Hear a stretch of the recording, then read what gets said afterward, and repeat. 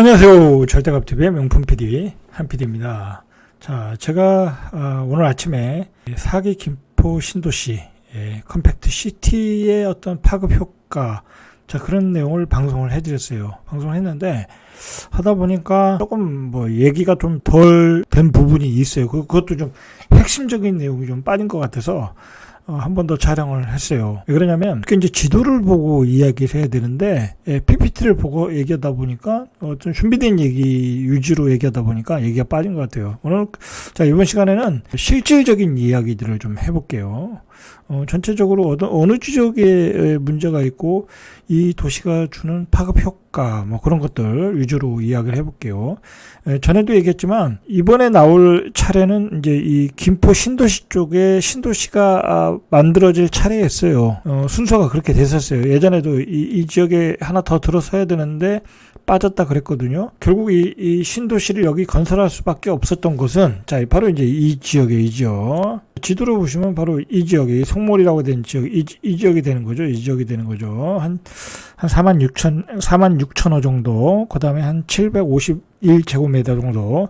자, 이렇게 돼서, 전체적으로 이렇게 도시가 완성이 되는 거예요. 자, 바로 이 지역이에요. 이 지역.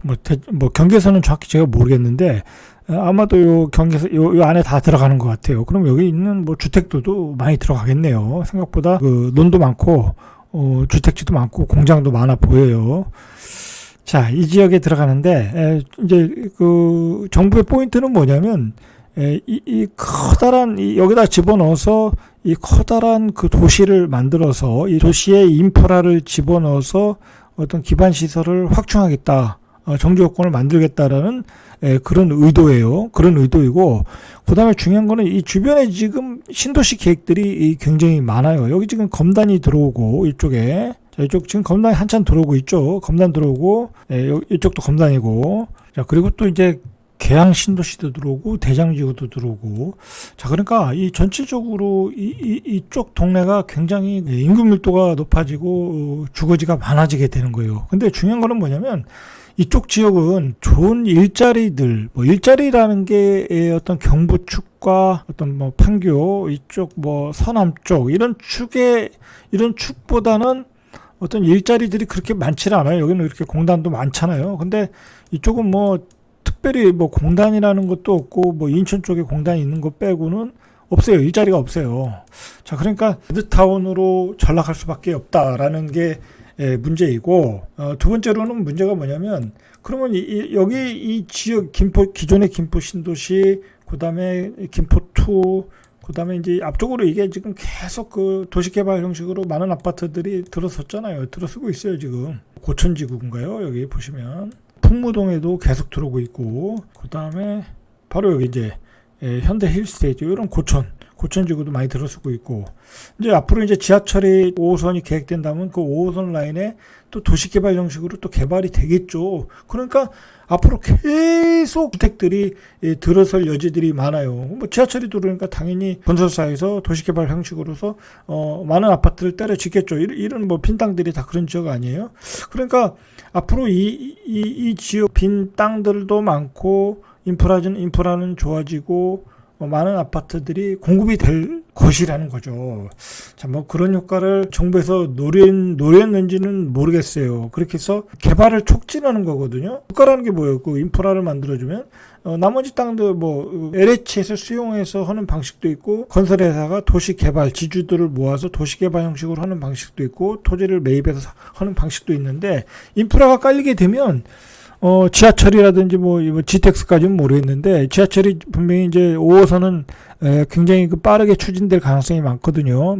정부 말로는 2035년까지 해보겠다고 하는데, 어쨌든 연장 노선이고, 여기는 제가 보기에는 지하철이라기보다는 지상철이 될 가능성이 많잖아요. 여기 땅들을 굳이 지하로 팔 일이 없잖아요. 그러다 보면 공사도 빠를 가능성이 많단 말이에요. 어쨌든 그렇게 되다 보면 아파트들이 주변에 계속 들어선다는 거야. 근데 중요한 거는 여기 일자리들이 별로 없다라는 거야. 그럼 여기 사는 사람들이 다 어디로 가느냐? 결국은 5호선 따라 가는 거예요. 5호선 따라. 어제도 말씀드렸듯이 김포공항의 일자리, 마곡의 일자리, 영등포의 일자리, 그다음에 공덕동, 일자리. 뭐 그 정도가 종점이지 않겠냐. 뭐 광화문까지를 생각하는데 광화문까지 69분 1시간 한 10분 거리, 뭐 1시간 20분 거리가 되는 거리를 지하철을 타고 출퇴근하러 여기 살러 들어오겠느냐라고 보면 비관적이죠. 2030년 이후에 특히 라이프 스타일에 빨라지는 라이프 스타일에 1시간 10분 동안 출퇴근하는 것은 불가능한 이야기이고, 결국은 그러면 이런 도시들과 여기 많이 김포2 도시들과 예를 들어 마포, 공덕동, 뭐 마곡, 여의도로 가는 다른 수도권 택지와는 경쟁 관계에 있게 된다라는 거야.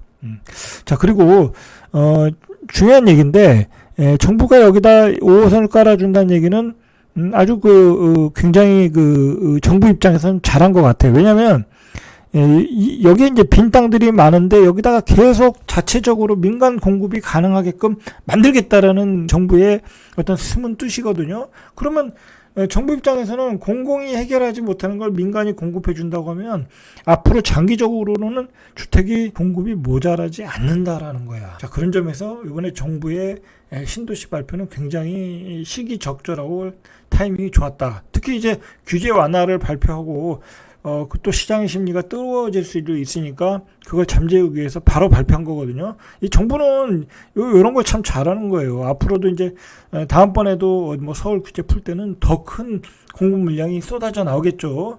잘하는 거다. 자, 이제 문제는 이렇게 수도권 외곽에 굉장히 많은 주택들이 공급이 된다라는 거야. 문제는. 자, 이게 중요한 게 뭐냐면 정부가 앞으로 그 4개 신도시 해가지고 270만 가구를 공급하겠다고 윤석열 정부가 들어서면서 발표를 했잖아요. 그러면서 정부가 추구하는 방향이 컴팩트 시티라는 게 요번에 이제 판명이 됐어요. 이제 그 컴팩트 시티라는 것을 이제 뭔가 하냐면 소역세권을 만들어서 거기에 자족 기능을 만들고 청년주택 짓고, 그러니까 300m에서 600m 나이는 청년주택, 신혼주택, 신혼부부들, 젊은 부부들, 또 그 밖으로는 저밀도 주거용 아파트를 짓겠다고 했잖아요. 그러면서 컴팩트 시티를 만들겠다고 하니까 앞으로도 이런 형태의 4개 신도시 컴팩트 시티들이 계속해서 대책이 나올 때마다 발표될 거라는 거예요. 270만을 채워야 되니까. 자, 그러면 중요한 거는 거기에 어떤 지하철 연장 노선이 들어간다라는 거잖아요. 그죠? 연장 노선이 들어간다는 게, 예를 들어서 그 신도시에 계획되는 물량뿐만 아니라 그 지하철 노선에 다른 민간 공급도 촉진할 수 있다라는 거야. 그런 면에서 서울 수도권에 있는 아파트들은 가격 안정화로 갈 수밖에 없다라는 거야. 왜냐면 계속해서 공공도 공급하고 민간도 그 지하철 라인에 계속 민간 개발도 촉진될 게 뻔하고, 그렇지 않겠습니까? 자, 보세요. 예를 들어 지금 정확히 노선은 안 나왔는데 골드라인 옆에 중간 쪽으로 이렇게 지하철을 들어쓰겠다라는 거잖아요. 이 중간 쪽으로. 그러면 이 중간 라인 쪽으로 들어서겠다는 얘기인데, 이게 다 이런 땅들이 다 개발될 수 있는 여지가 있는 땅들이라는 거죠. 아주 빈 땅들이. 자, 그런 점들이 정부가 노리는 점이고, 그렇게 되면은 이제 뭐랄까요, 계속해서 이렇게 주택들이 외곽에 공급되다 보면 예를 들어 이제 약간 입지가 떨어지는 이 구축에 있는 아파트들, 입지가 아주 탁월한 데는 뭐 어느 정도 버티겠지만, 입지가 떨어지는 데 비역세권에 있는 수도권 외곽에 있는 아파트들은 가격이 급락할 수 있어요. 급락할 수 있다. 왜냐하면 특히 2030년 이후로는 인구도 감소하고, 아무리 뭐 수도권이라고 해도 전체적으로 인구는 감소하는 거잖아요. 그렇게 되면 수도권 외곽에 비역세권에 있는 아파트들, 입지가 떨어지는 아파트들은 가격이 올라갈 일이 별로 없어요. 제가 보기엔. 왜냐하면 이렇게 신규 아파트 공급 시스템을 정부가 지금 만들어 놓은 거잖아요. 공공 공급만이 아니라 민간 공급도 가능하게끔 도시계획을 짜고 있다라는 거야. 지금 발표했듯이 역세권에 발표하는 4기 신도시는 무조건 역세권에 들어가는 거야. 역세권에서 시작해서 컴팩트 시티를 만들겠다는 거잖아요. 그렇게 되다 보면 그 라인, 지하철 라인에 다른 공급되는 아파트들이 많이 들어설 수 있다라는 거예요. 자, 이게 문제는 뭐냐면 이제 이 주변, 특히 이제 이 주변 지역의 검단, 원당, 대장지구, 계양, 뭐 김포 신도시, 이 지역은 완전히 물량이 넘쳐나는 거야. 내가 보니까 넘쳐나는 게 아니라 이 지역뿐만 아니라 청라, 뭐 인천, 전체적으로 다 넘쳐나는 거야. 영향권에 들어갈 수 있다라는 거야. 그리고 이 지역의 효과가 또 무슨 의미가 있냐면, 이 지역은 주변에 일자리에 다니시는 분들이 있는 게 아니야. 가령 예를 들어서 시흥 같은 데는 뭐 인천도 출퇴근하시는 분, 여기 안산도 출퇴근하시는 분, 시야공단에 출퇴근하시는 분, 멀리는 화성까지도 다니시거든요. 근데 여기서 이쪽 서구에서 이 김포 쪽에서 뭐 그쪽 남쪽으로 화성, 뭐 안산, 뭐 그쪽으로 다니실 분은 없잖아요, 그죠? 너무 멀어서. 근데 대부분이 여기 있는 사람들은 영등포, 뭐 마포, 그다음에 여의도, 뭐 그 정도, 강남은 좀 멀고 그 정도권이란 말이야. 그러면 이 안쪽에 있는 수요들을 어느 정도는 흡수할 수 있다라는 거야. 그러면서 도심의 전셋값을 해결할 수 있다라는 거예요. 제 생각으로는. 뭐 이거를 국토부에서 생각을 했는지 뭐 안 했는지 모르겠지만 제 생각으로는 이 안쪽에 있는 전셋값, 이 도심에 있는 전셋값을 안정시킬 수 있다. 왜냐하면 여기 들어오는 수요 자체가 이 강서구, 마곡, 이 영등포, 여의도 이런 쪽으로 출퇴근하시는 분들이 많을 거라는 거야. 뭐 멀리는 홍대, 아니면 뭐 마포까지, 자 아니면 뭐 멀리는 일산까지 이런 지역들의 전세 가격을 많이 안정시킬 수 있는 어떤 기대 효과가 보인다라는 거죠. 자 그런 점에서 장기적으로는 굉장히 시기적절한 신도시 발표였고, 그리고 그 내용 자체도 좋았다. 왜냐면 이제 옛날에는 신도시를 발표하면 뭐 지하철에 들어갈지 안 들어갈지 뭐 그냥 대책 없이 발표했잖아요. 그런 시절이 있잖아요. 근데 지금은 이제 그러진 않거든요. 근데 이번에는 굉장히 구체적이었어요. 여기다가 5호선이 들어서는데 강서구, 그 다음에 김포, 서울시가 협약을 해서 그 뭐 건설 폐기장을 처리하는 것을 업무 협약을 다 마무리하고 했기 때문에 굉장히 구체적으로 계획이 나왔어요. 그래서 내년에 예비 타당성 조사하고 뭐 기본 계획 짜고 어쨌든 분명히 이 마스터 플랜을 분명히 제시를 했어요. 그러니까 굉장히 그 바람직했다라는 거예요. 그러니까 전체적으로 마지막으로 이야기하고 싶은 건 뭐냐면 이쪽 지역, 서구 쪽의 지역은 주변에 일자리가 없다. 일자리가 없어요. 그러니까 이분들은 뭐 검단에 살던, 뭐 계양에 살던, 대장지구에 살던 전부 다 서울 도심으로 출퇴근하시는 분들이다. 그러면 이 지역에 있는 전세 가격은 최소한 2035년까지, 2035년 이후야 뭐가 문제가 되겠어요. 인구가 감소하는데. 자, 그때까지도 전세 시장을 안정시킬 수 있다라는 거야. 그럼 여기 전세 가격이 안정되면 여기 집값은 오를 일이 없어. 그게 문제라는 거죠. 여기 집 사신 분들 막 코가 크게 내는데 앞으로 그렇게 오를 일이 없어. 뭐 검단 같은데 뭐 7억, 8억 그렇게 살 일이 없다라는 거야. 그 생각을 하셔야 돼. 하시고 내 집 마련을 하시면 되는 거예요. 그런 플랜을 가지고 뭐 나는 뭐 장기적으로 집 살 필요가 없다.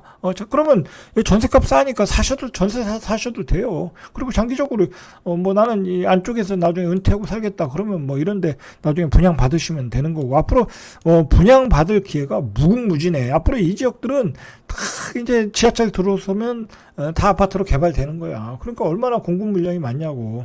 그러니까 정부 입장에서는 제가 이제 얘기하는 게 뭐냐면, 예전부터 얘기했지만은 서울시에 땅이 모자른 게 아니야. 수도권에 땅이 모자른 게 아니야. 바로 보세요. 지금 여기도 빈 땅이 많고, 이 일산 쪽도 보세요. 여기 땅이 얼마나 많냐고. 이거 다 아파트 지으면 된다고.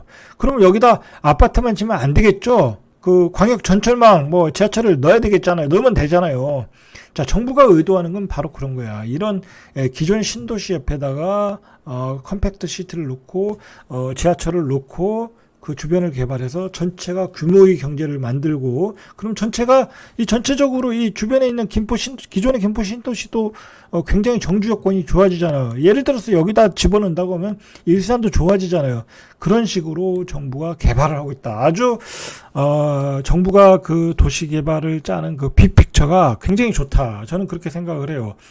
단지 문제가 뭐냐면 이렇게 큰 대형 도시를 인구가 축소하는 시대에 두면 지방은 작살난다. 지방은 완전히 작살나는 거야. 여러분, 2030년 이후는 절대로 지방에 투자하시면 안 돼. 딱 보이잖아. 이런 큰 그림이 보이잖아. 2030년 이후로 2030년 이전에 지방에 있는 아파트는 다 정리하셔야 돼. 지금 젊은 애들이 다 서울로 올라오잖아. 그나마 없는 애들, 지금 얼마나 줄었어요. 옛날에 우리 시대 때는 1년에 100만씩 났는데 지금 20만, 30만 났잖아. 그나마 걔들도 다 서울로 올라와. 그 서울로 올라오는데 그 주거 마련을 위해서 이렇게 정부에서 친절하게 신도시 만들고 지하철 깔아주고 민간 개발 촉진하고 있잖아. 그죠? 근데도 지방에 투자하겠냐고 2030년 이후에. 그죠? 작살난다.